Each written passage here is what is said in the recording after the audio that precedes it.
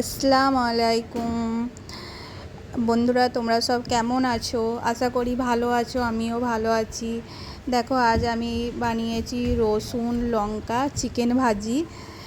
দেখো ভিডিওটা কেমন হয়েছে। আমি চিকেন ভাজি বানাচ্ছি, বানাতে বানাতে সিমরান বলল, মাম্মা চিকেন ভাজি বানাচ্ছ? আমি বললাম হ্যাঁ, চিকেন ভাজি বানাচ্ছি। তখন সিমরান বলল খুব মজা হবে। তারপরে এখন বানাতে বানাতে হঠাৎ আমার ঝাল হয়ে গেছে।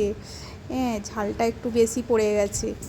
তারপরে যখন বানিয়ে আমি সিমরানকে দিলাম, তোমরা ভিডিওটা কেমন হয়েছে আমাকে বলবে, লাইক কমেন্ট শেয়ার করে দিবে। তারপরে দেওয়ার পর খেয়েছে, খেয়ে বলছে মাম্মা এত ঝাল হয়ে গেছে। আমি বললাম হ্যাঁ, ঝাল হয়ে গেছে।